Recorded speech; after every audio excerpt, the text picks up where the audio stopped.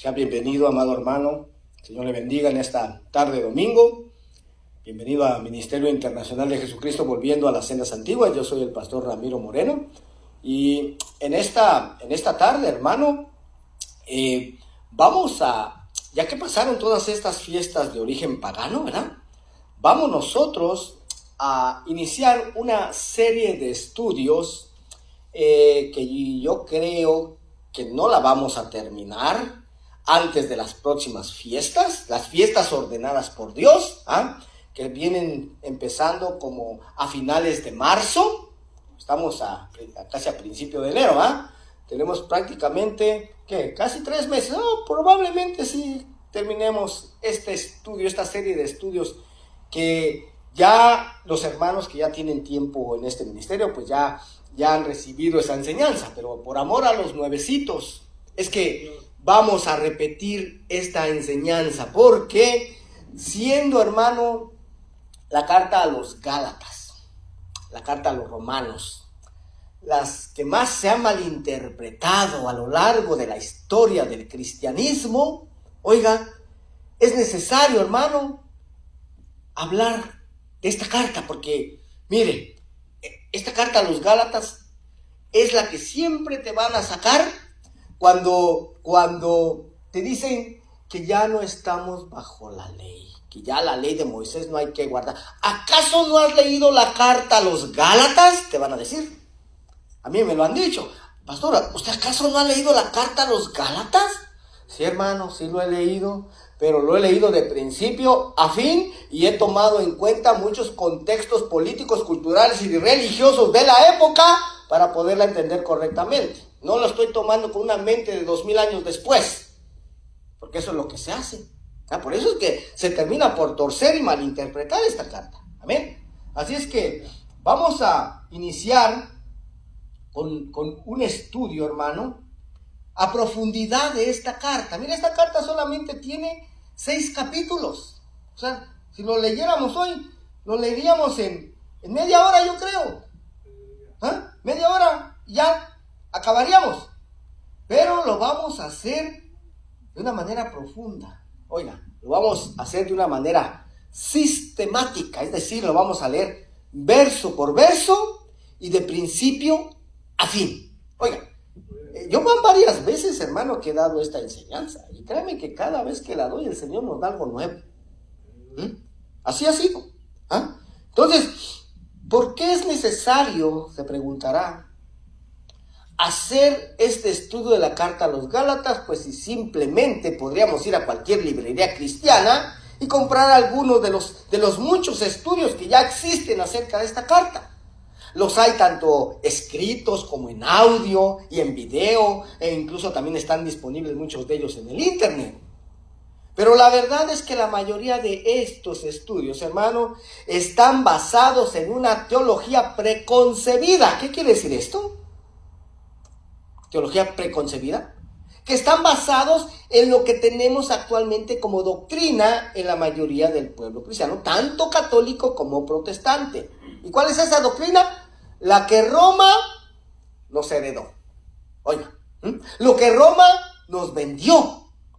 O sea que tenemos en el cristianismo protestante muchas veces la misma doctrina que imparte Roma, que imparte el Vaticano. Aunque tal vez alguien puede decir aquí que ya hubo una reforma en el siglo XVI, allá a través de Juan Calvino y de Martín Lutero. Y sí, la verdad que sí existió cierta reforma, pero no fue una reforma total. Y todavía actualmente mucha de la doctrina que se imparte en el cristianismo protestante sigue siendo doctrina romana. Claro que ya uno cuando está en el cristianismo protestante, solamente porque ya no adora ídolos, ya no está sometido bajo el Papa, uno piensa que ya no tiene nada que ver con Roma, que ya no tiene nada que ver con el Vaticano. Me pasó a mí, hermano. Yo ya tenía 15 años de estar en una iglesia protestante. Y así decía yo ya no tengo nada que ver con Roma. En un principio sí, porque Dios me rescató de la idolatría. Sí, yo era un idólatra, tenía muchos ídolos en mi casa, pero Dios me rescató de ahí. Y ya cuando dejé de hacerlo, cuando tiré todos mis ídolos a la basura, yo pensé que ya no tenía nada que ver con Roma. Ya no me sometí al Papa tampoco. Entonces, yo decía, ya no tengo nada que ver con Roma. 15 años de estar en una iglesia protestante. Y fue muy duro, hermano, muy difícil para mí darme cuenta de que no era verdad. Oiga, ¿por qué? Porque mucha de la doctrina que se me había sido enseñada seguía siendo doctrina romana. Oiga, por ejemplo, pues aquellos creyentes que venimos de un contexto católico, podemos entender esto muy fácilmente, hermano, ya que sabemos que lo que el Vaticano, lo que Roma nos enseñó acerca de adorar ídolos e imágenes, que el adorarlos y postrarnos delante de ellos era algo que agradaba a Dios, ¿verdad? Por eso lo hacíamos. Pero resulta que las Escrituras dicen que eso es mentira. Oiga, y que de hecho es todo lo contrario, que Dios no se agrada de nadie que hace tales cosas. Pero esa doctrina, esa enseñanza, la recibimos como si fuera una verdad por muchos años. Y no fue hasta que Dios en su infinita misericordia pues nos abrió los ojos del entendimiento y a través de su bendita palabra nos reveló su verdad. Entonces, pues ya teniendo en nuestras vidas como que esa espinita de que el Vaticano, de que Roma nos mintió en el pasado, oigan, lo más probable es que nos siga mintiendo en el resto de su doctrina todavía actualmente. Pero si al final de todo esto no es así, hermano, al menos no nos quedamos con esa duda. Pero yo te aseguro que todavía hay mucha mentira encerrada en el resto de su doctrina y enseñanza. Porque debemos de aclarar algo muy importante en cuanto a la iglesia primitiva en Roma. Porque, ¿cómo es que Jesús, siendo judío, hermano, que vivió en Israel, terminó en Roma? Oiga, ¿quiénes lo crucificaron? Los romanos. Entonces, ¿cómo es que terminó en Roma? Bueno, recordemos que la iglesia primitiva en Roma, y me refiero a los que creían en Jesús, en Yeshua, como el Mesías de Israel, la cual fue fundada por judíos en un principio, gente descendiente de descendencia judía, y algunos prosélitos. ¿Quiénes son los prosélitos? Aquellos que no eran judíos, pero que se convertían al judaísmo de la época. Aquellos que eran gentiles, pero se convertían al judaísmo. Eso se les llama prosélitos. A los cuales a esta iglesia después también se le unieron gente de otras naciones que ya tenían costumbres paganas, y que cuando se dio, por ejemplo, este edicto de expulsión en el reinado de Claudio, se dio un edicto de expulsión de los judíos de Roma en el año 49 después de Cristo. El emperador Claudio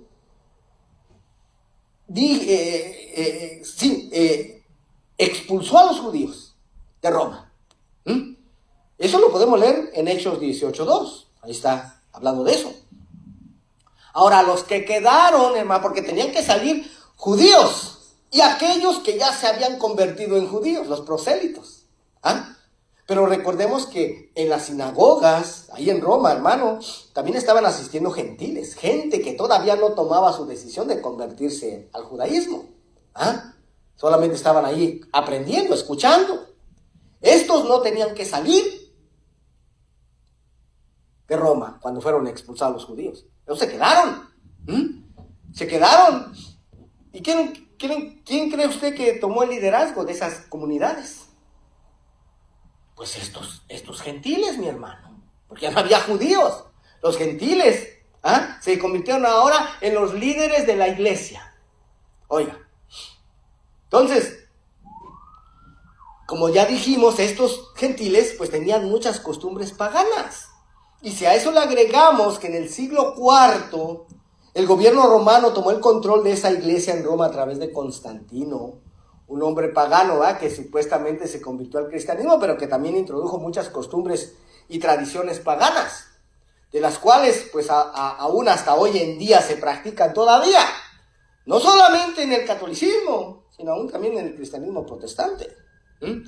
Pero el que la mayoría de los creyentes ignoran que estas costumbres y tradiciones son de origen pagano y se han amalgamado a ellas como si hubieran sido ordenadas por Dios mismo. Además, acaban de pasar estas celebraciones paganas, la Navidad, el Año Nuevo, que son fiestas de origen totalmente pagano, pero que aún hay mucho pueblo cristiano, hermano, que las celebra dentro de las mismas iglesias. ¿Por qué? Por ignorancia, porque no saben que son de origen pagano.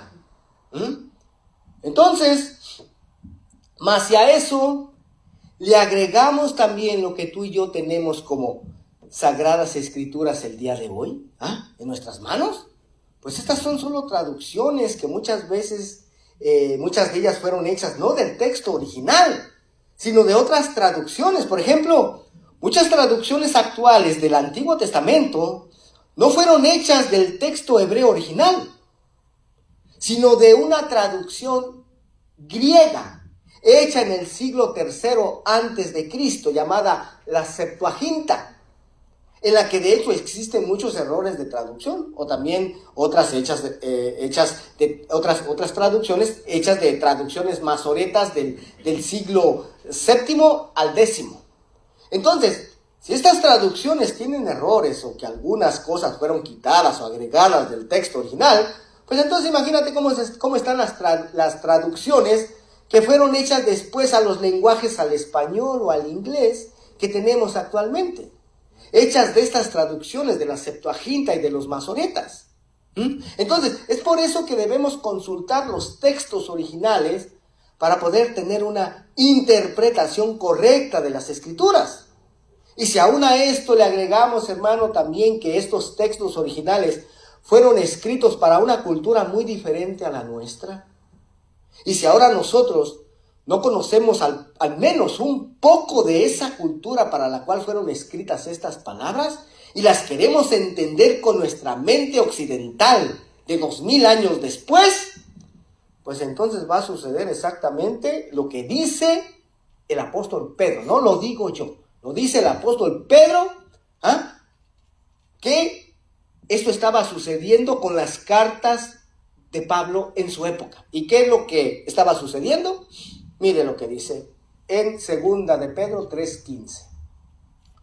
Y tened entendido que la paciencia de nuestro Señor es para salvación, como también nuestro amado hermano Pablo, según la sabiduría que le ha sido dada, os ha escrito. Casi en todas sus epístolas, casi en todas sus cartas. ¿Y cuántas cartas escribió el apóstol Pablo? ¿Cuántas cartas hay del apóstol Pablo en el Nuevo Testamento? 13. El Nuevo Testamento consta de 27 escritos. Y Pablo escribió 13 de ellos. O sea, casi la mitad del Nuevo Testamento fue escrito por Pablo. Pero vea lo que dice el apóstol Pedro. Dice, casi en todas sus epístolas, casi en todas sus cartas, hablando en ellas de estas cosas, entre las cuales hay algunas difíciles de entender, las cuales los indoctos e inconstantes tuercen, como también las otras escrituras para su propia perdición. Ahí está, hermano. ¿Se da cuenta? Y desgraciadamente, eso es lo mismo que sigue sucediendo todavía actualmente con las cartas del Nuevo Testamento.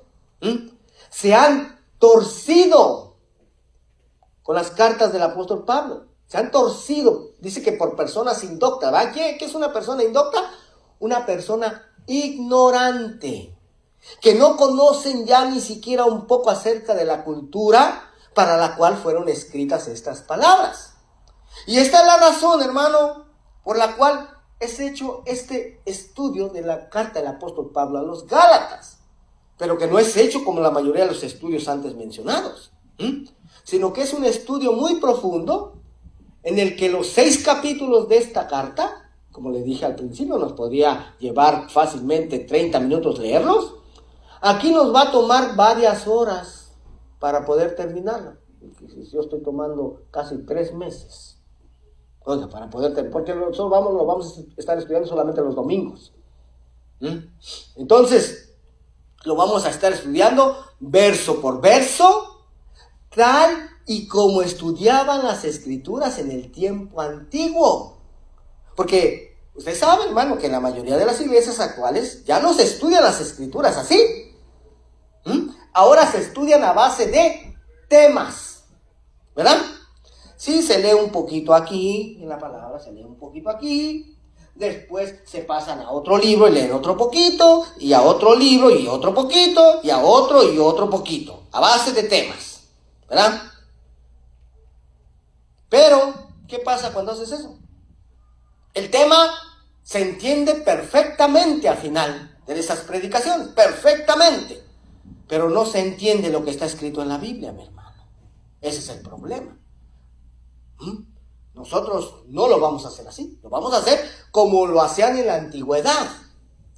Por ejemplo, allá en el libro de Nehemías nos habla del sacerdote Esdras. Y ahí dice que Esdras enseñaba al pueblo desde las 6 de la mañana hasta el mediodía. Oigan, y al final dice que el pueblo terminaba llorando. ¿Pero sabe por qué terminaba llorando? Porque entendían lo que está escrito en la Torá, hermano. Pero leían de una forma ordenada, de principio a fin. Y yo sé que también muchas veces en las iglesias, hermano, después de la predicación, también hay gente que termina llorando. Sí, también termina llorando. Pero no lloran porque hayan entendido lo que está escrito en la palabra de Dios. No, lloran porque el tema estuvo medio melancólico, medio sentimental. Oiga, le removió sus emociones y por eso terminan llorando. Pero no porque hayan entendido lo que está escrito en la palabra de Dios. Entonces, en el tiempo de Nehemías, hermano, de Esdras, los capítulos y versos, así como los puntos y comas, no existían aún en las escrituras. Pero para poder entender esto mejor, podríamos decir que leían las escrituras verso por verso, lo cual pues ya es muy diferente a la forma actual de estudiar las escrituras en la mayoría de las iglesias hoy en día. Entonces, nosotros al estudiar esta carta de una forma sistemática, hermano, lo vamos a entender de una manera muy diferente. Porque el estudiarlas a base de temas, de una manera temática, hay mayor probabilidad de malinterpretar las escrituras. Y de hecho es exactamente lo que ha sucedido a lo largo de la historia del cristianismo en general. Entonces este estudio de la carta a los Gálatas la vamos a estudiar de igual manera que lo hacía el sacerdote Esdras en tiempo de Nehemías. De una manera sistemática, verso por verso, pero que al final, como ya lo dije, vamos a poder entender esta carta a los Gálatas de una manera muy clara y desde una perspectiva muy diferente a como la habíamos entendido antes de este estudio. Y no vamos a ver este estudio en una sola sesión, sino que lo vamos a dividir en varias sesiones, ya que va a haber mucha información nueva para muchos de ustedes, que simplemente se desconoce en la mayoría del pueblo cristiano.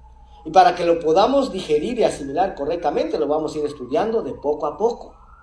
Pero para que lo podamos entender de una manera eficaz, te insto, hermano, a que nos hagamos como niños y nos despojemos de toda enseñanza preconcebida y dejemos que sea el Espíritu Santo de Dios el que nos enseñe todas las cosas y nos guíe a toda la verdad a través de la misma palabra de Dios. Así es que, sin más preámbulos, pues entremos en la materia. Vamos a ver el panorama general de esta carta a los Gálatas. El tema de este estudio es la carta del apóstol Pablo a los Gálatas, y es importante hacer saber que se van a estar utilizando palabras en hebreo y conceptos judíos, ya que pues el mismo Jesús, Yeshua, él fue judío. Los apóstoles fueron judíos. El Nuevo Testamento fue escrito totalmente en un contexto judío. Sobre todo esta carta de Gálatas tiene mucho que ver con las cuestiones de los judíos, con términos como judaizar, las obras de la ley, etcétera, etcétera. Esta carta tiene el propósito de responder muchas preguntas del por qué el mover de las cuestiones judías en algunas congregaciones que están estudiando las raíces hebreas de la fe cristiana. Dentro de las diferentes denominaciones evangélicas protestantes, El concepto que se tiene de la carta a los Gálatas es que ya no estamos bajo la ley, sino bajo la gracia. Pero, ¿será este el concepto más importante en la teología cristiana? ¿Que somos justificados por fe, por la gracia? ¿Que no es por obras? ¿Que no tenemos que hacer ya nada, absolutamente nada? ¿Que solamente aceptar a Cristo en tu corazón y ya? ¿Será eso así? ¿Que toda obra ya fue completada por Cristo? Que por lo tanto ya no tenemos ni siquiera que guardar los mandamientos de la ley de Moisés, de la Torá, porque ya estamos bajo la gracia. ¿Es este el fundamento en donde descansa toda la teología cristiana? Bueno, pues a lo largo de este estudio vamos a ver si este es un fundamento sólido, que está edificado sobre la roca o sobre la arena, o si es un fundamento que está dependiendo de un hilo. Pues al final vamos a tener la capacidad de comprender esta carta como nunca antes. Porque, ¿cuál es la importancia de esto, hermano? ¿Qué es lo que ha producido este entendimiento de la teología cristiana acerca de la ley de Dios dada a Moisés, acerca de la Torá, acerca de la gracia, acerca de la fe? ¿Cuál ha sido el resultado de este entendimiento? Pues el resultado, hermano, han sido siglos de separación. Oiga, siglos de rechazo, incluso siglos de muerte de parte del cristianismo hacia el pueblo judío. Crímenes contra todo lo que tiene que ver con la ley de Dios dada a Moisés, contra la Torá, ha sido un rechazo automático. Porque si tú le echas un ojo a la historia, hermano, la mayor muerte y persecución hacia el pueblo judío ha sido de parte del cristianismo. ¿Sí? Las cruzadas, el holocausto, la Inquisición. Oiga, eso fue tremendo en contra de los judíos. Pero vamos a ver si esta teología es el entendimiento del apóstol Pablo. Es que vamos a ver si verdaderamente Pablo, eso fue lo que quiso decir. Si eso fue lo que quiso transmitir, es lo que quiso dar a entender. Si el apóstol Pablo en este tiempo escuchara que se enseña que ya no estamos bajo la ley, sino bajo la gracia, que la salvación es por fe, que ya no hay que cumplir los mandamientos de la ley de Dios dada a Moisés, de la Torá, que quien trata de cumplir estos mandamientos de la ley de Moisés, hermano, está bajo maldición, que ya estamos bajo la gracia, me pregunto, ¿qué haría el apóstol Pablo, hermano, si estuviera sentado escuchando a un predicador diciendo esto? Oiga, diciendo que el mismo Jesús vino a clavar la ley de Moisés en la cruz. Me pregunto cuál sería la reacción de Pablo, hermano. Yo creo que se jalaría los pocos pelos que tuviera. Definitivamente. No podría creer que sus palabras se hayan sacado fuera de contexto. Y que se estén torciendo totalmente. A lo largo de este estudio vamos a estar dando varios ejemplos, varias citas que habló el apóstol Pablo, hermano. Y cómo es que se han interpretado en la mayoría del pueblo cristiano. Para que usted vea cómo en realidad, hermano, han hecho que las palabras de Pablo vayan en contra de lo que enseñó Jesús. Y en contra del mismo Padre Celestial. Oiga. Entonces, esto no puede ser así. Pues en este estudio vamos a descubrir eso, hermano. Así que les voy a leer, porque este video ya no está disponible. Yo tenía un video aquí, en donde es una explicación cristiana, católica, de cómo ellos interpretan esta carta del apóstol Pablo a los Gálatas. Porque es importante, hermano, es importante el haber leído esta carta a los Gálatas, y no nada más de haberla leído, sino de tener un poco de experiencia en teología cristiana. Porque yo mismo de esa manera la interpretaba antes. O sea, yo sé cómo se interpreta. Por eso es que estoy hablando, porque yo mismo la interpretaba de esa manera. Entonces, toda esta introducción, hermano, es para aclarar más esto. Vamos a ver cuál es el comentario de Gálatas desde una perspectiva católica protestante, y de esta manera entender de lo que estamos hablando. En el video dice así: en la carta a los Gálatas el apóstol Pablo responde las preguntas más apremiantes de las primeras iglesias. ¿Qué se necesita para ser salvo? Y también, ¿cómo se deben relacionar los nuevos creyentes, en especial los creyentes gentiles, no judíos, con las leyes judías? Recuerde que la mayoría de los primeros seguidores de Jesús y los primeros líderes de la iglesia eran judíos y proclamaban a Jesús como Mesías. Por su fe en Cristo batallaban con una doble identidad. Su herencia judía los impulsaba a seguir cumpliendo estrictamente con la ley mosaica. En cambio, su fe recién hallada en Cristo los invitaba a una libertad basada en el principio del amor. Ellos eran los que se preguntaban cómo los creyentes gentiles o no judíos podían llegar a ser parte del reino de los cielos. Pablo les escribe para decirles que toda la promesa de salvación, que también exige el esfuerzo humano, no tiene nada de salvación. Mientras escucha, observe cómo cualquier sistema de creencias que exige el esfuerzo humano de parte de sus seguidores para ser salvo es una negación de la obra consumada de la muerte y resurrección de Cristo. Esos sistemas de creencia tratan de mejorar el carácter de sus seguidores, pero solo el poder transformador del Espíritu Santo nos puede hacer mejores de lo que somos. Y ahí es el fin del video. Oiga, ¿y cómo podemos saber si esa interpretación que se le está dando de parte del cristianismo, tanto católico como protestante, es verdad? ¿Cómo podemos saber que esa interpretación es verdad? Cualquier interpretación, hermano, para saber si es verdad o no, tiene que estar de acuerdo con lo que está escrito tanto en el Antiguo Testamento como en el Nuevo Testamento.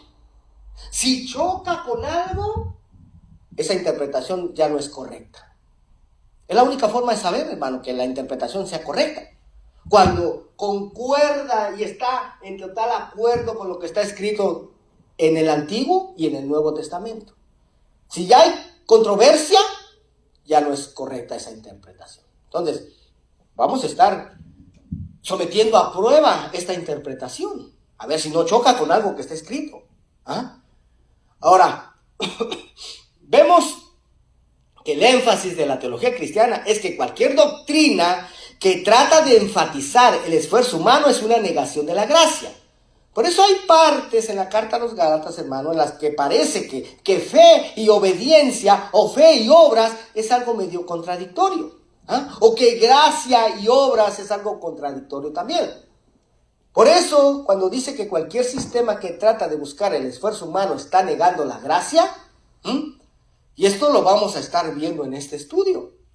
Ahora que ya tenemos claro y sabemos de qué trata el entendimiento de la teología cristiana, según lo que les leí que dice en este video, y de lo que actualmente hemos aprendido en las congregaciones cristianas, otro de los temas que hablan en el video es de la relación de los gentiles con los judíos. O sea, ¿cómo los gentiles pueden ser salvos? Y aclararemos primero qué significa el término gentil. El apóstol Pablo dice que fue enviado a los gentiles. Los gentiles es un término para referirse a los extranjeros, a los que no son parte de la nación de Israel, a los que no son descendientes biológicos de Abraham, de Isaac y de Jacob. Entonces, cualquier persona que no sea descendiente de Abraham, de Isaac y de Jacob es considerada como una persona gentil, una persona de entre las naciones. Entonces, tenemos dos tipos de personas. A los descendientes de Abraham, de Isaac y de Jacob se les llama Israel. A los no descendientes de Abraham, de Isaac y de Jacob se les llama gentiles, o también se les llama pueblos. ¿Ok? Ahora vamos a hablar un poco de esta carta a los Gálatas. ¿Quién la escribió? La escribió el apóstol Pablo, que su nombre en hebreo es Shaul. Y apóstol, la palabra hebrea para apóstol es la palabra shaliach, que significa enviado. ¿Y de qué habla esta carta a los Gálatas? Habla de la tradición o de la Torá oral judía. ¿Y en dónde se escribió? en Galacia, que es en Asia Menor, la cual es la actual Turquía. ¿Cuándo se escribió? Bueno, se escribió alrededor del año, entre los años 50 al 55 después de Cristo. ¿Y por qué se escribió? Para restaurar la Torá, la ley de Dios dada a Moisés, escrita. ¿Y qué significa Torá? ¿Y qué es la Torá? Para que podamos entender qué es la Torá. Me han escuchado hablar muchas veces que la Torá aquí, que la Torá acá. ¿Pero qué es la Torá? La Torá son los 5 primeros libros de nuestras Biblias. Esa es la ley de Moisés. Eso es la Torá. ¿Y qué significa Torá? Significa instrucción, significa dirección. Entonces, ¿para qué se escribió? Para precisamente restaurar la Torá escrita como la máxima autoridad del creyente, tanto judío como gentil.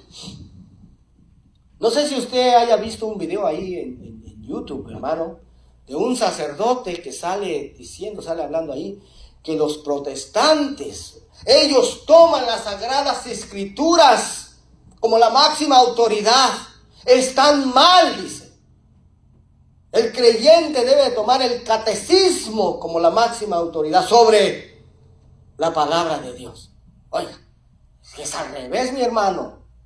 La palabra de Dios, del que hizo los cielos y la tierra, debe estar en la máxima autoridad, no los mandamientos de hombres. ¿Qué es el catecismo? Mandamientos de hombres. Entonces, para eso escribió esta carta Pablo, para restaurar la Torá escrita como la máxima autoridad de todo creyente, tanto judío como gentil. Pero ahora sí, vamos a iniciar con la lectura del capítulo 1. Amén. No vamos a acabar hoy el capítulo 1, vamos a ir a una parte solamente, porque este capítulo está dividido en varias partes. Pero vamos a ir avanzándole. Gálatas capítulo 1, verso 1. Dice: Pablo, apóstol, no de hombres ni por hombres, sino por Jesucristo y por Dios el Padre que lo resucitó de los muertos. Oiga, y aquí empieza Pablo, hermano, su carta diciendo: soy apóstol, no puesto por los hombres, sino que su apostolado fue entregado por Jesús, por Yeshua y Dios el Padre. Amén. Ahora vamos a ver algunos términos hebreos. Ya vimos apóstol, shaliach, ¿verdad? Que significa enviar, un enviado, un emisario o un embajador. Jesús, su nombre en hebreo es Yeshua, que significa salvación. Y muchos argumentan: no, mi Biblia dice Jesús, no dice Yeshua. Pues sí, tu Biblia está escrita en español. ¿Usted sabe quién le dio ese nombre de Yeshua a María, la madre de Jesús? Un ángel, el ángel Gabriel. Y de hecho también a José. Le dijeron, y le pondrás por nombre, en nuestra Biblia dice Jesús. Pero resulta que, ¿en dónde sucedió eso? ¿Aquí en Estados Unidos, hermano? ¿O allá en México? ¿En dónde sucedió ese encuentro del ángel con María y el ángel? ¿Dónde sucedió? ¿En Israel? Entonces no le habló en español, porque en Israel se habla hebreo. Entonces el ángel le habló en el idioma que ella entendía, no le habló en español porque no le iba a entender. Le habló en hebreo. Entonces, ¿qué nombre le dijo? ¿Jesús? No. Le dijo Yeshua, porque Él salvará a su pueblo de sus pecados. Es lo que significa Yeshua, salvación.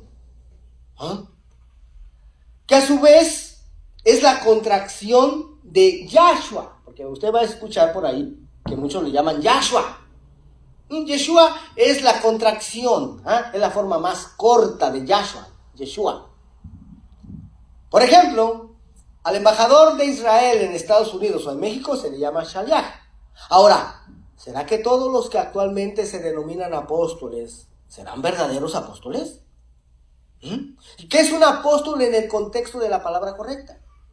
Es un shaliach, es un enviado para representar los intereses del pueblo de Israel entre las naciones. Es un enviado para ir y dar mensajes, para ir y dar enseñanzas sobre el pueblo de Israel, sobre la fe del pueblo de Israel a las naciones.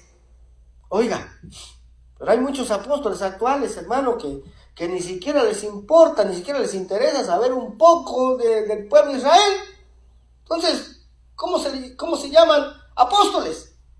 Si el apóstol es el que tiene que ir a dar mensajes acerca de la fe del pueblo de Israel. Entonces, si eso es un shaliach, si eso es un enviado, un emisario de la nación de Israel, entonces, ¿por qué el apóstol Pablo fue enviado a predicar a los gentiles? O sea, ¿qué tienen que ver los gentiles con la nación de Israel? Bueno, eso lo vamos a leer a continuación, cuando Pablo es llamado. Y vamos a ir al episodio en el que el mismo Jesús, el mismo Yeshua, personalmente llama al apóstol Pablo. De hecho, este es el pasaje más importante sobre el llamamiento del apóstol Pablo. Y con este llamamiento vamos a entender quiénes son los Gálatas y cuál era la pasión y la urgencia del apóstol Pablo de andar viajando por toda Asia Menor, por todas esas comunidades, anunciándoles el evangelio a los gentiles. O sea, ponte a pensar, ¿qué tenía que andar haciendo un judío, un hebreo de hebreos que había sido circuncidado al 8º día? ¿Qué tenía que andar haciendo un rabino judío entre los gentiles? Es decir, para el apóstol Pablo, ¿quiénes eran en realidad esos gentiles?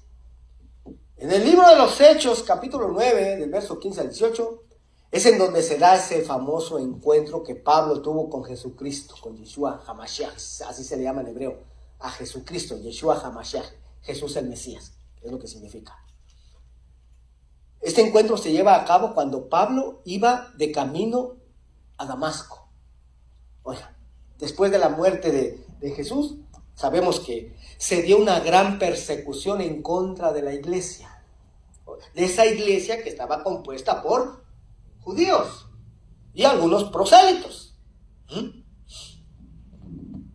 ¿Por qué Pablo iba de camino a Damasco? Damasco se encuentra en Siria. Siria no es Israel, es otro país al norte de Israel. Pero hasta allá iba Pablo. ¿Con qué propósito? De hecho, él fue a pedir cartas al sumo sacerdote para que pudiera ir a Damasco, oiga, para ir y arrestar a aquellos judíos que creyeran que Jesús era el Mesías de Israel y traerlos presos a Jerusalén. A eso iba. ¿Y por qué? Porque, hermano, porque para un judío era inaceptable que estos otros judíos creyeran que ese que había sido muerto y crucificado en un madero pudiera ser el tan esperado Mesías de Israel. Sí, porque en la mente de un judío, cuando el Mesías apareciere, primero tenía que vencer a los romanos. ¿Y qué pasó con este Mesías? Pues en vez de vencer a los romanos, fue muerto por los romanos. Entonces decían, no, este no puede ser el Mesías. Definitivamente no. No sé cómo estos judíos pueden creer que ese que fue muerto en el madero pueda ser el Mesías. Entonces iba con ese rencor, con ese odio a Damasco, a buscar a aquellos judíos que creían en Jesús como el Mesías y traerlos presos a Jerusalén. Ese sentimiento llevaba en su corazón. Y iba de camino a Damasco. Yo creo que es lo que iba a pensar. ¿Cómo puede ser que estos judíos crean que este que murió crucificado pueda ser el Mesías? ¿Cómo? Y de repente dice que en ese camino, hermano, una luz resplandeciente. Oiga, vio una luz resplandeciente. Yo creo que ha de haber dicho, este sí ha de ser. Este sí ha de ser el Mesías. Mira, glorioso. Aleluya. Y preguntó, más bien esa voz le habló y le dijo, Saulo, Saulo, ¿por qué me persigues? ¿Perseguirte? ¿Quién eres, Señor? Yo soy Jesús, yo soy Yeshua, porque le habló en hebreo. Yo soy Yeshua a quien tú persigues. Dura cosa dar cosas contra el aguijón. Imagínese. Pablo, lo que ha de haber dicho Pablo, en la torre, Y yo que ya arresté a tantos creyentes en Yeshua, allá en Jerusalén, ya los puse en la cárcel. Es más, ahorita me dirigí a arrestar otros más.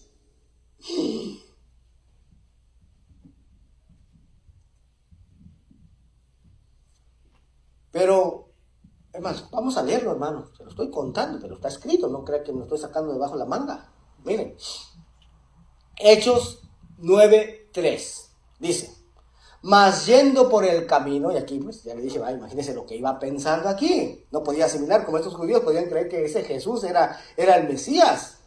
¿Ah? Porque ya se lo dije, ¿verdad? Dentro del pensamiento judío el Mesías tenía que venir y triunfar sobre el dominio extranjero que existía sobre Israel. Tenía que vencer a los romanos. Y pues este Mesías no era nada parecido a eso. ¿Ah?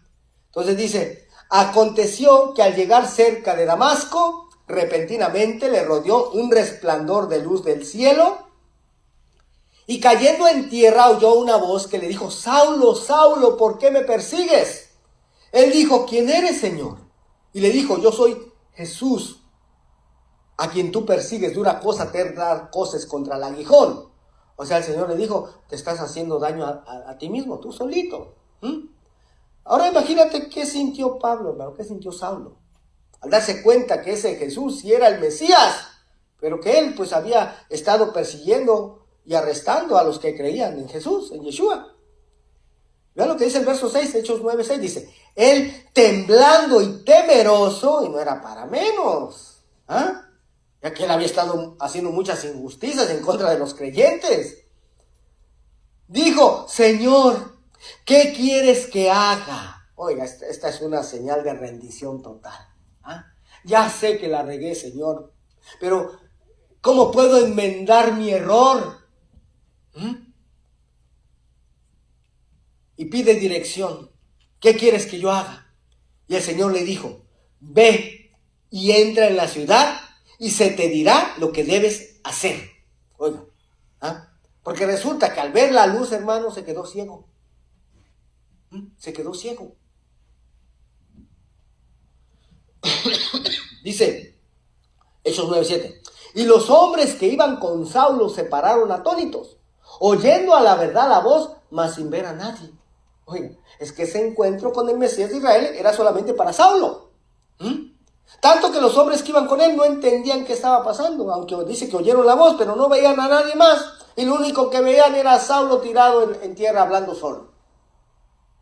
Verso 8: entonces Saulo se levantó de tierra y abriendo los ojos no veía a nadie. Así que llevándole por la mano le metieron en Damasco, donde estuvo 3 días sin ver y no comió ni bebió. Oiga, entonces a raíz de haber visto esa luz resplandeciente del cielo, quedó ciego, ¿verdad? Y dice que entró en la ciudad tal y como se le había sido ordenado. Verso 10. Había entonces en Damasco un discípulo llamado Ananías, a quien el Señor dijo en visión: Ananías. Y él respondió: heme aquí, Señor. Y el Señor le dijo: levántate y ve a la calle que se llama Derecha y busca en casa de Judas a uno llamado Saulo de Tarso, porque aquí él ora y ha visto en visión a un varón llamado Ananías, que entra y le pone las manos encima para que recobre la vista. Oiga, este discípulo Ananías, hermano, no conocía a Saulo personalmente, pero sí sabía quién era. Y también sabía a qué había venido a Damasco. Pero de repente el Señor le dice a Ananías: levántate y quiero que vayas a orar y a poner tus manos sobre él para que recobre la vista. Pero vamos a ver, a leer a continuación la reacción de Ananías. Verso 13 dice: entonces Ananías respondió: Señor, he oído de muchos acerca de este hombre, cuántos males ha hecho a tus santos en Jerusalén, y aún aquí tiene autoridad de los principales sacerdotes para prender a todos los que invocan tu nombre. Oiga, Ananías no entendía, hermano, por qué el Señor le pedía que fuera a orar por Saulo. Si él había oído de todo lo que Saulo había hecho en Jerusalén, y también sabía lo que había venido a hacer a Damasco. Pero es como que Ananías, como que le dijo al Señor: Señor, pues ¿qué no has leído las noticias del día de hoy? ¿No has leído el internet? ¿No has entrado al internet? ¿No has leído los periódicos? ¿Ah? ¿No sabes a lo que vino este hombre? Pero Dios lo sabe todo, mi hermano. Pero era un plan glorioso que Dios tenía, porque vea lo que va a decir a continuación. Porque esto que vamos a leer a continuación, hermano, es clave para entender el llamamiento de Saulo, para llevar el evangelio, que el evangelio significa buenas noticias, a los gentiles. Y vamos a analizar esto profundamente. Vamos a entender quiénes son en realidad los gentiles. Hechos 9:15 dice, aquí hablando el Señor a Ananías. El Señor le dijo, ve, porque instrumento escogido me es este, para llevar mi nombre en presencia de los gentiles y de reyes y de los hijos de Israel. Oiga nada más. ¿Ah? Ahora resulta, hermano, que un perseguidor de los creyentes en Jesús, en Yeshua, como el Mesías de Israel, resulta que ahora iba a ser un instrumento de Dios para llevar su nombre en presencia de gentiles y de reyes y de los hijos de Israel. A estos que aparentemente parecen ser tres diferentes grupos de personas, ¿verdad? Gentiles, reyes y de los hijos de Israel. Tres grupos. ¿Ah? Pero, ¿será que a alguien en las Escrituras se le prometió que de él iban a descender reyes? Y sí, hermano, de hecho se le prometió a Abraham, que su nombre en hebreo es Abraham. Y también se le prometió a Jacob, que su nombre en hebreo es Jacob. Vamos a ir a Génesis 17:3. Dice, entonces Abraham se postró sobre su rostro y Dios habló con él, diciendo, he aquí mi pacto es contigo y serás padre de muchedumbre de gentes.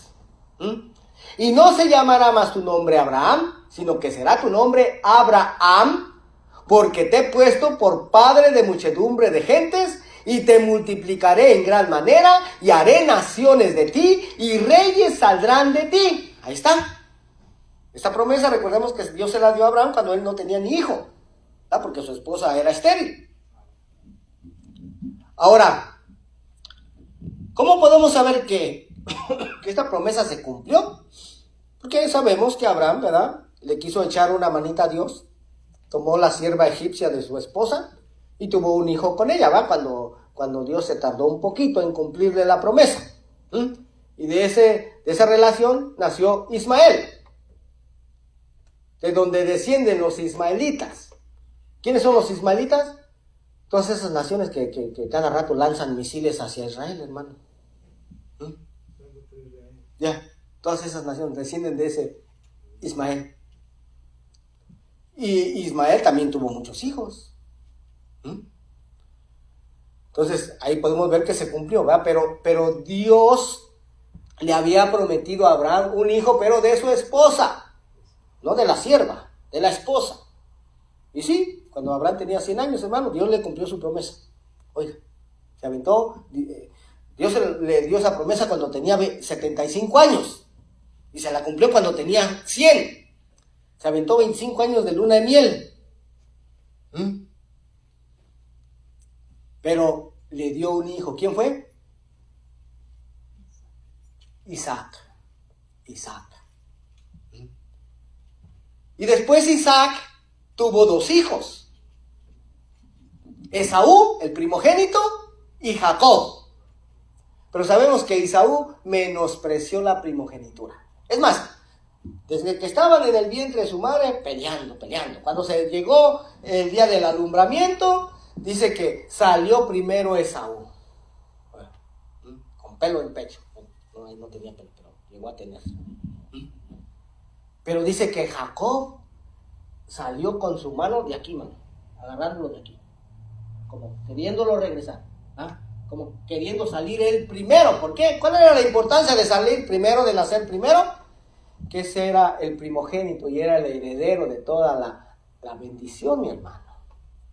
Por eso Jacob quería salir primero, pero no se pudo.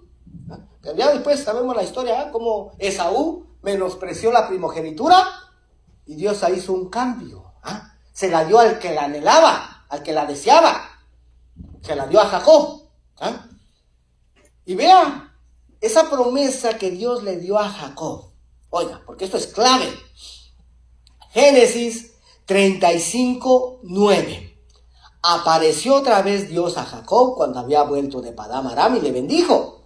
Y le dijo Dios, tu nombre es Jacob, no se llamará más tu nombre Jacob, sino Israel será tu nombre, y llamó su nombre Israel. También le dijo Dios, yo soy el Dios omnipotente, crece y multiplícate. Una nación y conjunto de naciones procederán de ti y reyes saldrán de tus lomos. Oiga, o sea que Israel no solamente es una nación, no solamente es el pueblo judío, sino que aquí dice que una nación y un conjunto de naciones. O sea, muchas naciones son Israel. Y la pregunta es, ¿y dónde están ese conjunto de naciones? Porque actualmente solamente aparece Judá, los judíos en escena. ¿Y dónde estará ese conjunto de naciones que son Israel? Bueno, vamos ahora a regresar al libro de los Hechos de los Apóstoles, hermano, para poder identificar quiénes son esos aparentemente tres grupos de personas a los que le tenía que llevar el evangelio el apóstol Pablo. Leímos que tenía que llevarlos a los gentiles, a los reyes y a los hijos de Israel. Entonces, aquí, hermano, es cuestión de escudriñar, de seguir el consejo que Jesús mismo dejó, de que escudriñáramos las Escrituras. Escudriñar las Escrituras no es leer aquí, leer acá y leer más para acá. No, escudriñar las Escrituras es profundizar, en este caso, en un solo texto. Sabemos que el Nuevo Testamento no fue escrito originalmente en español. Se cree que fue escrito en griego. Entonces, tenemos que ir a ver qué palabras originales fueron usadas, porque muchas veces, hermano, son diferentes palabras en griego, pero se traduce al español como una sola palabra. Y es en donde será el error. Se lo voy a mostrar aquí. Vamos a leer nuevamente Hechos 9:15, dice, lo que le dijo a Ananías. El Señor le dijo, ve, porque instrumento escogido me es este para llevar mi nombre en presencia de los gentiles. Y esta Y que sigue, y aparece en el diccionario Strong bíblico, la palabra griega G2532, que es la palabra kai. ¿Qué significa? También. Después dice, de los gentiles, y, o sea, también de reyes, y ahí aparece otra Y, ¿verdad? Pero esa no es la misma palabra griega. Miren, es otra palabra, la G5037, que es la palabra T, que significa ambos. Entonces, ¿se da cuenta el error de traducción que existe aquí? Porque esto hace una gran diferencia. En vez de ser tres grupos, se van a convertir en dos. Para llevar mi nombre en presencia de los gentiles, también de reyes, ambos de los hijos de Israel. Oiga, ambos de los hijos de Israel. Así está, miren. El Señor le dijo, ve, porque instrumento escogido me es este, para llevar mi nombre en presencia de los gentiles, también de reyes, ambos de los hijos de Israel. Caray, ¿cómo que gentiles y reyes, ambos de los hijos de Israel? Es decir, ¿cuándo el pueblo de Israel se hizo gentil? Pues ¿sabe qué? Es que ahí es donde están ese conjunto de naciones que iban a descender de Jacob, de Israel. Ahí está, mi hermano. Para eso fue llamado el apóstol Pablo. Porque para esto también es necesario conocer la historia del pueblo de Israel, que eso es algo que se ignora en la mayoría del pueblo cristiano. Sí, hermano. Hay pastores que ni siquiera les importa. Un pastor así me dijo, aquí en Los Ángeles. Fui a visitar su iglesia y al final me quería platicar un poco con él. Y le hice esta pregunta. Y ese pastor, hermano, tiene una iglesia grandísima, de más de 1000 miembros. Oiga, y al final yo le hice esta pregunta. Pastor, ¿usted sabe quién es el pueblo de Israel actualmente? ¿Sabe qué me contestó? Dijo, mira, hermano, la verdad que a mí ni siquiera me importa. Porque yo soy parte de la iglesia, la que tiene ahora todas las promesas de Dios. Dije, wow. O sea, ¿cómo tiene a todas estas miles de ovejas? En ignorancia, malinterpretando las escrituras, pensando que el pueblo de Israel es por un lado y la iglesia por otro. Oiga, pero yo sé que no es el único que piensa de esa manera, hermano. De hecho, en su mayoría, hermano, no les importa, no toman en cuenta, no conocen la historia del pueblo de Israel, y es la razón por la que terminan malinterpretando y torciendo las escrituras. Porque resulta que la palabra de Dios, hermano, en la Biblia, desde Génesis hasta Apocalipsis, nos habla de la familia de Abraham. Oye, es lo que habla. Desde Génesis hasta Apocalipsis nos habla de la familia de Abraham. Entonces, ¿cómo no va a ser importante conocer la historia del pueblo de Israel? Es básico, hermano, básico, elemental, conocerla. Pero si no se toma en cuenta, se van a terminar por malinterpretar y torcer las escrituras. Pero aquí está claro que al apóstol Pablo tenía que llevar el nombre del Señor en presencia de gentiles, también de reyes, ambos de los hijos de Israel. Entonces, si conoces la historia del pueblo de Israel, vas a saber exactamente cuándo parte del pueblo de Israel se hicieron gentiles. Si no lo conoces, no lo vas a ver. Si no lo conoces, no vas a poder entender el misterio de las dos casas de Israel que habla la carta a los romanos. No lo vas a ver, hermano. Y ahí está claro.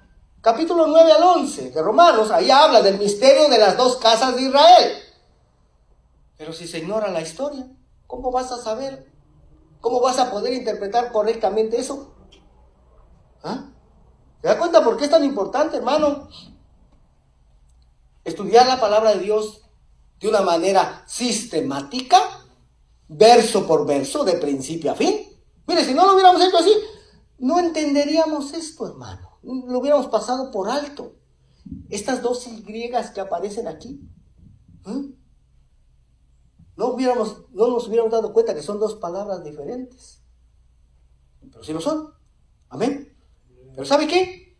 Aquí nos vamos a detener hoy. Amén. Bendito sea el nombre del Señor. Esta enseñanza, hermano, va a estar bien entretenida.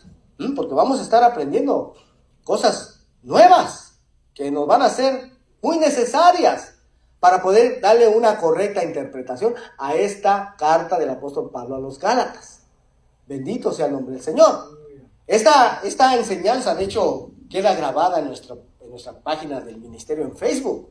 Ministerio Internacional de Jesucristo Volviendo a las Sendas Antiguas. También más adelante la subo también a YouTube, con el mismo nombre, Ministerio Internacional de Jesucristo Volviendo a las Sendas Antiguas. Así es que en su tiempo libre, hermano, diríjase ahí. Si no lo entendió, si quedó alguna duda, diríjase ahí a repasar.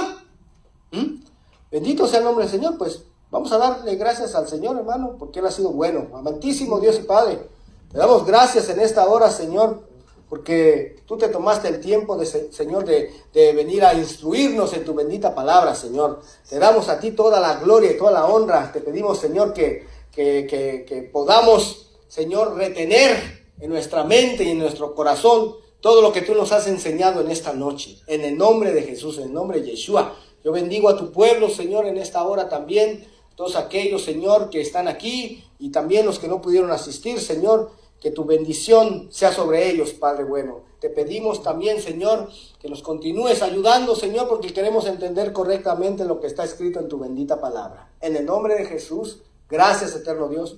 Amén, Señor, y amén. Gloria al Señor.